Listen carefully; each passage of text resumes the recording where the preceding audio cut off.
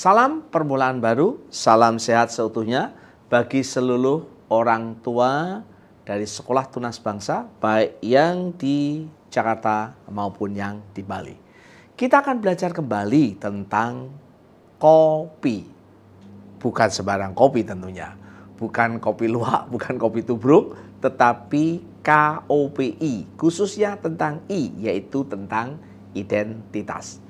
Untuk mengingatkan kembali untuk setiap orang tua Sekolah Tunas Bangsa tentang ayat kopi.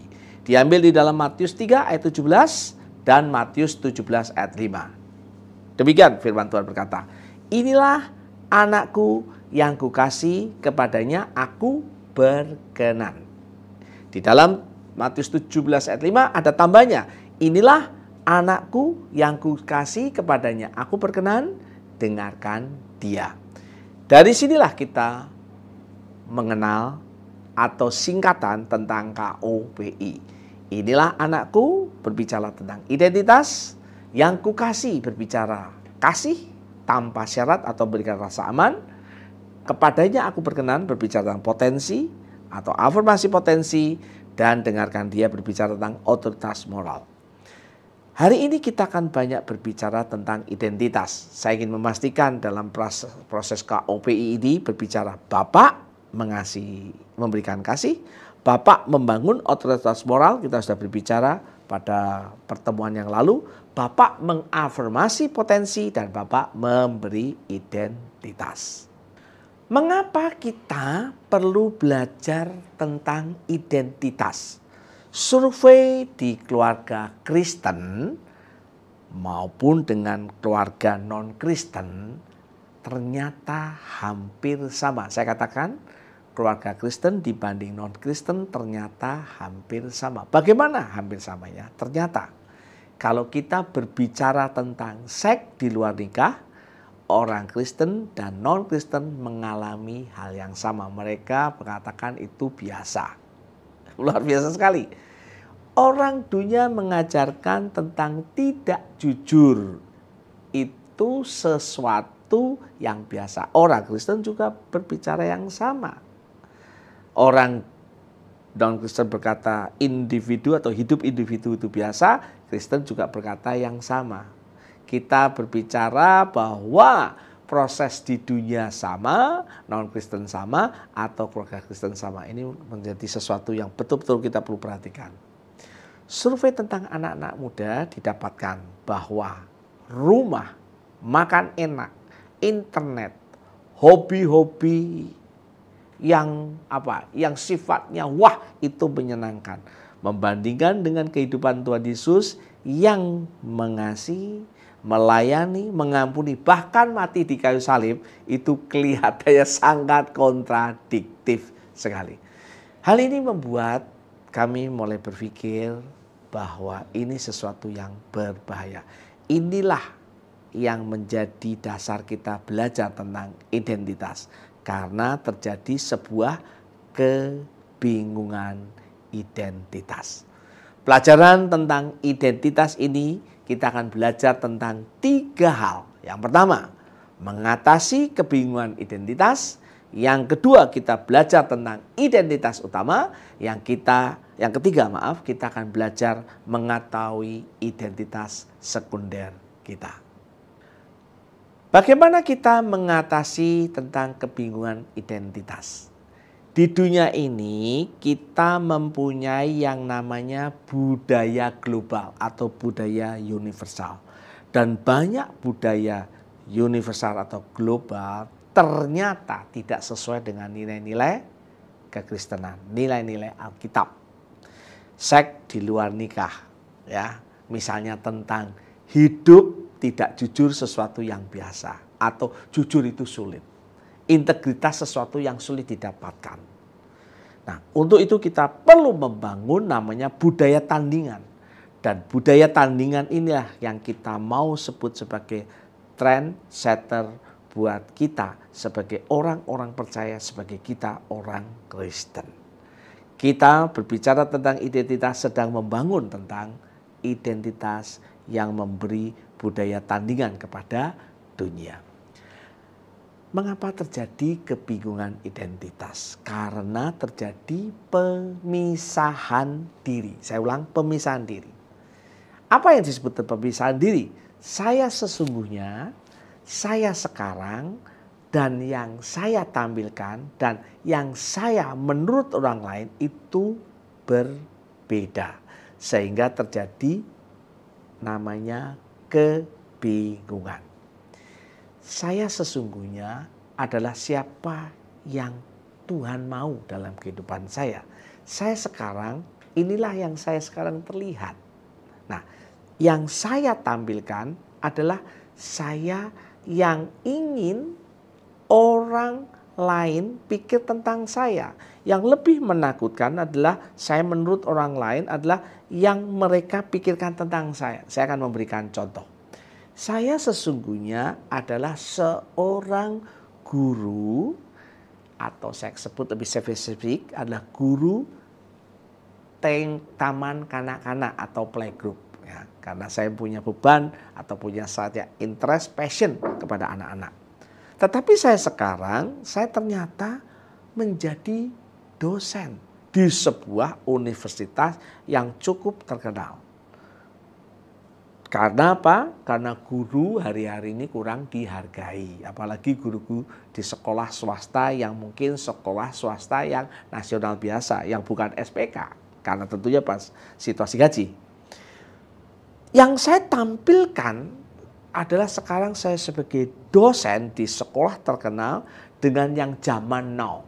Artinya saya harus membiasakan dengan stylist tertentu, mungkin memakai branded pakaian tertentu, mungkin memakai mobil mewah dengan standar tertentu. Yang saya tampilkan. Dan saya menurut orang lain, saya ini jadi dosen dengan kriteria tertentu, dengan penampilan, dengan pendidikan yang tertentu, dan mungkin gaya model saya, pakaian saya. Jadi saya yang sesungguhnya sungguh jauh dengan apa yang sekarang terlihat. Saya akan memberikan contoh lagi lebih jelas. Saya punya kakak atau teman. Dia seorang pelatih olahraga. Demi kode etik saya tidak sebutkan. Dia pelatih saya pada waktu saya masih SD sampai SMA saya kira. Suatu saat dia dipanggil atau mungkin berkatanya dia bertobat mengenal Tuhan. Dan orang mendorong dia menjadi pendeta. Kemudian dia meninggalkan kepelatihannya. Nah, kelihatannya baik jadi pendeta. Tapi ternyata itu bukan dia yang sesungguhnya. Itu yang dia ingin jadi mungkin. Atau orang ingin dia jadi seperti itu. Tapi saya bersyukur dia kemudian kembali melatih di olahraga. Dan yang luar biasa, ketika dia menjadi pelatih, dia membangun dunia olahraga. Sekarang dia menjadi presiden di olahraga itu. Dan hari ini dia cukup memberikan dampak yang luar biasa di olahraga itu. Itulah yang harus kita cari. Pemisahan antara saya yang seharusnya dengan saya sekarang, dengan saya yang ditampilkan, dengan saya menurut orang lain, ketika itu jaraknya jauh akan memberikan proses kebingungan. Jika saya sesungguhnya, saya harusnya menjadi seorang pelatih. Dan yang saya sekarang berbeda, maka saya akan kehilangan keunikan dan otentik saya di dalam Tuhan. Jika saya yang sesungguhnya dan yang saya tampilkan berbeda, maka saya kehilangan jati diri. Jatuh dalam penampilan semu. Kita akan memakai topeng, tidak ada ketulusan, tidak ada kepercayaan. Kita tidak confidence, tidak percaya. Jika saya sesungguhnya dan saya menurut orang lain jauh berbeda, maka saya hidup dalam kontrol orang lain, dalam pikiran, dalam pendapat atau keinginan orang lain. Dan itu terjadi kebingungan yang mengerikan. Bagian berikutnya tentang identitas utama. Galatia 4 ayat 7 mengatakan, jadi kamu bukan lagi hamba, melainkan anak. Jikalau kamu anak, maka kamu juga adalah ahli-ahli waris oleh Allah. Saya atau kita adalah warga kerajaan Allah yang mempunyai tugas untuk mendatangkan kerajaan Allah di bumi ini dalam semua area kehidupan. Kita adalah duta-duta dari kerajaan surga. Kita ini anak-anak Allah, mengutus kita untuk menjadi terang dan garam. Tentunya dengan apa? Dengan prinsip mengasihi Allah dan mengasihi sesama. Mengasihi Allah melalui manusia, mengasihi melalui dengan kasih Allah. Itu adalah identitas utama kita. Kita adalah anak-anaknya. Ingat, Allah tidak punya cucu. Ingat, Allah Abraham, Allah Isa, Allah Yakub, Allah personal. Kita ini punya hubungan khusus dengan Allah. Kita ini di mata Allah punya kekhususan, dan itu adalah identitas kita. Identitas sekunder ada 3 bagian, berbicara tentang masa lalu, masa kini, dan masa depan. Masa lalu adalah apa yang saya warisi. Masa kini ada 3, tentang nilai-nilai saya, tentang pribadi di sekeliling saya atau saya sebut table of support, dan pilihan-pilihan yang saya ambil. Dan masa depan berbicara apa yang saya impikan atau saya rencanakan. Masa lalu atau identitas sekunder kita adalah berbicara tentang hal-hal yang tidak bisa kita filter. Misalnya sidik jari, DNA, tinggi badan, orang tua atau sebagainya. Hal-hal yang lainnya, hal-hal yang kita bisa filter. Misalnya apa? Tentang kita punya budaya, nilai-nilai orang tua atas kehidupan kita, keputusan dalam kita bereaksi kepada pengalaman atau situasi atau kejadian dalam hidup kita. Nah, identitas kita yang sekunder yang berbicara masa kini adalah berbicara yang pertama adalah nilai-nilai. Apa sih itu nilai-nilai? Nilai-nilai adalah apa yang saya atau kita anggap penting. Sesuatu yang kita anggap penting. Nilai ini mempengaruhi tentang pikiran atau emosi kita. Atau mungkin juga kehendak kita. Ketika dalam mempengaruhi pikiran kita akan mempengaruhi keputusan kita. Nah, keputusan kita akan mempengaruhi perilaku. Perilaku akan mempengaruhi pembiasaan. Kalau kita sekolah karakter, itulah perilaku yang terus-menerus dibangun, yang menjadi pembiasaan adalah karakter kita. Nah, contohnya nilai-nilai adalah nilai-nilai kerajaan Allah dan nilai-nilai dunia.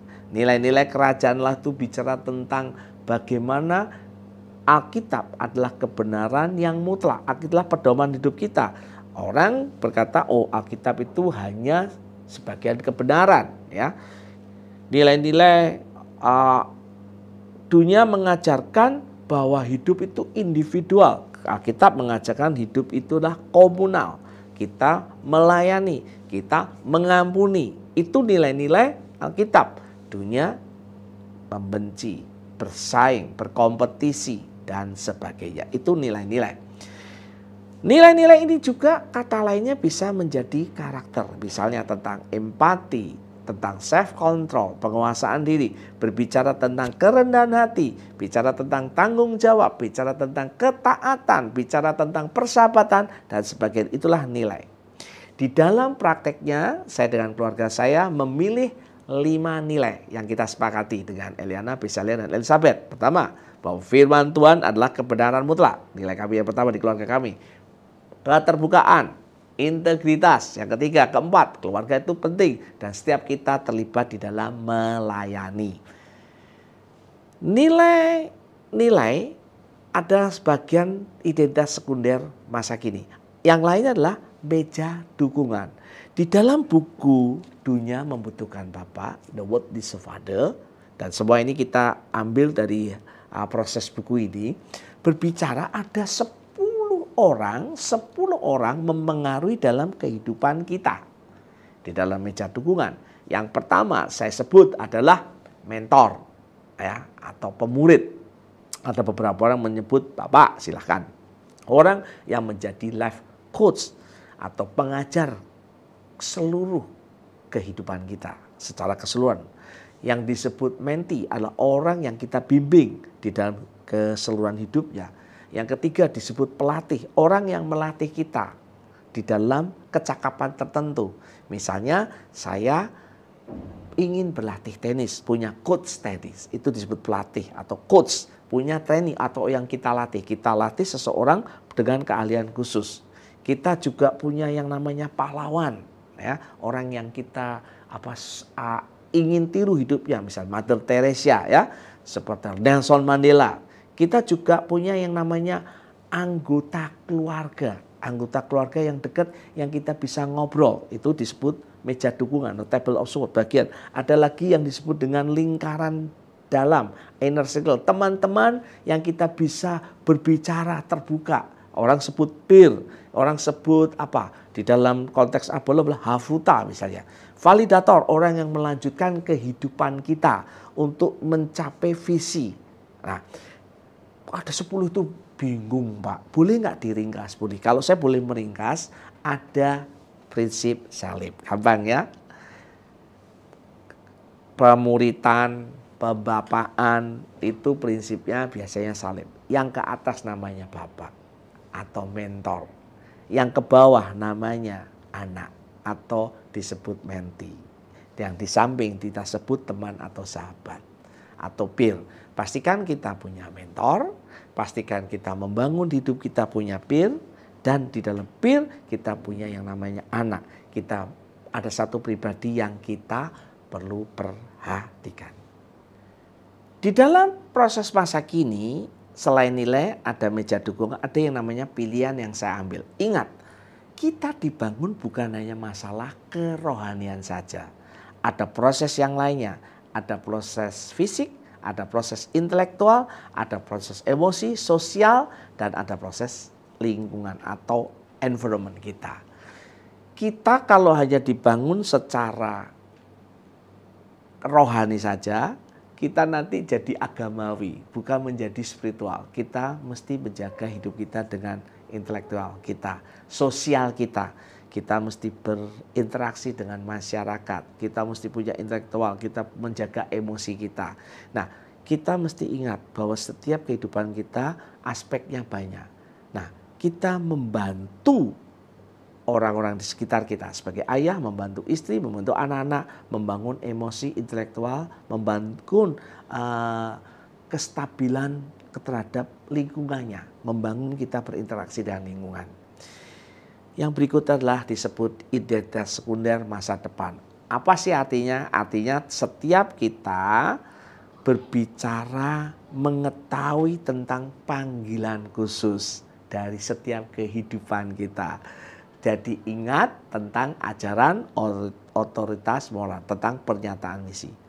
Ayah mengarahkan setiap anggota keluarga untuk tetap tinggal dalam pekerjaan misi atau panggilan kedua atau second calling atau unique calling dari setiap anggota keluarganya. Saya akan tutup dengan demikian pelajaran identitas khususnya untuk seorang ayah atau orang tua single. Bahwa setiap orang tua khususnya ayah, saya sebut ayah, menghindarkan keluarganya dari kebingungan-kebingungan identitas. Pastikan kita adalah saya sesungguhnya. Ayah memfilter masa lalu yang buruk. Ayah membangun, menemukan nilai-nilai yang benar. Ayah yang ketiga, ayah memilih dan menanamkan nilai-nilai keluarga yang benar. Yang keempat, ayah memilih dan menemukan pribadi-pribadi di keluarga kita, table of support atau meja dukungan atau prinsip salib itu. Yang kelima, ayah menolong anak-anak mengambil pilihan yang benar. Yang ketujuh adalah ayah memandu keluarganya mempunyai misi atau second calling. Kalau saya bisa simpulkan demikian, ayah mementor keluarganya, dimulai dari sang ayah dahulu. Saya akan menutup dengan cerita demikian. Pada zaman Esther, ya, Esther, waktu itu Esther memberikan proses yang sangat penting ke dalam pemahaman kita. Waktu itu raja berkata di zaman Esther bahwa, di kitab Esther maksud saya, bahwa semua laki-laki harus memimpin keluarganya. Dan tahukah Bapak Ibu Saudara, proses itu mungkin diumumkan Raja Persia. Raja Persia yang menguasai atau menjajah orang-orang Yahudi atau menawan orang-orang Yahudi. Ternyata proses itu seperti nubuatan, mengembalikan orang Israel pada konteks keluarga. Ingat kejadian 6, ayah memimpin keluarganya. Ayah menjadi proses yang penting, kerohanian spiritual di dalam keluarga. Itu adalah kebiasaan orang Yahudi. Di situ diingatkan kembali melalui raja yang kafir mungkin, raja yang tidak kenal Tuhan mungkin, tapi dipakai Allah, dipakai Yahweh katakan untuk mengingatkan kembali betapa pentingnya proses keluarga pada zaman Esther itu. Dan kita tahu ketika ayah dikembalikan di dalam proses keluarga, bangsa Israel mengalami sesuatu yang luar biasa. Bangsa Israel mendapatkan kembali proses betapa pentingnya keluarga. Ingat, COVID mengingatkan kita work from home. Keluarga menjadi sesuatu yang penting. Selain kesehatan ataupun ekonomi. Saya berharap setiap kita, khususnya ayah dan orang tua, mengerti betul bahwa hari ini keluarga menjadi sangat penting. Sekolah Tunas Bangsa mengingatkan kita bersama orang tua mendidik anak. Dan setiap kita diingatkan untuk membangun identitas kita. Identitas setiap kita. Ayah, ibu, dan anak. Tuhan Yesus memberkati.